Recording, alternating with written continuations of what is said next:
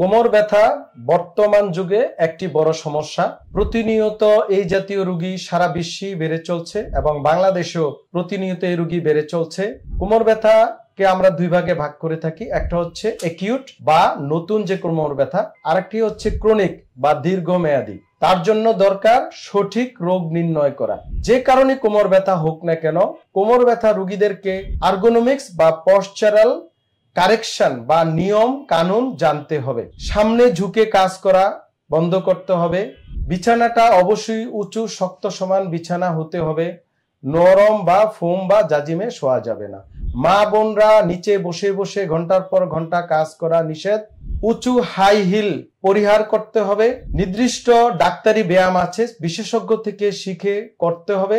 Advance rehab physio চিকিৎসা কোমর ব্যথার জন্য কার্যকরী চিকিৎসা। তবে তার আগে দীর্ঘমেয়াদী কোমর ব্যথার জন্য আপনাদেরকে অবশ্যই বিশেষজ্ঞ চিকিৎসকের শরণাপন্ন হয়ে কোমর ব্যথার নিয়ম কানুন বা কারণ জেনে নিতে হবে।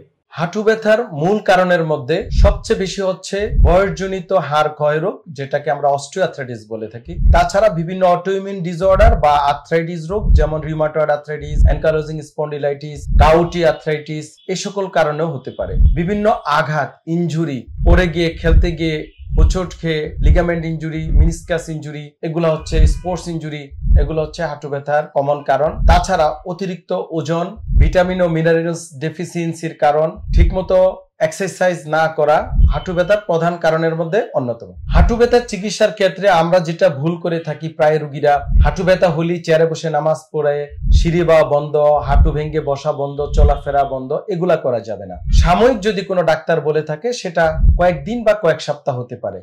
তারপরে অবশ্যই আপনাকে স্বাভাবিক জীবন যাপন করতে হবে, ওজন কমিয়ে ফেলতে হবে, প্রয়োজনে অ্যাডভান্স রিহ্যাব ফিজিও চিকিৎসা নিতে হবে, বিভিন্ন সাপ্লিমেন্ট মিনারেল ডেফিসিয়েন্সি থাকলে সেগুলা খেতে হবে এবং বৈজ্ঞানিক ডাক্তারি ব্যায়াম করতে হবে। ডিপিআরস লিমিটেড, আস্থা, বিশ্বাস ও নির্ভরতায় অবিচল।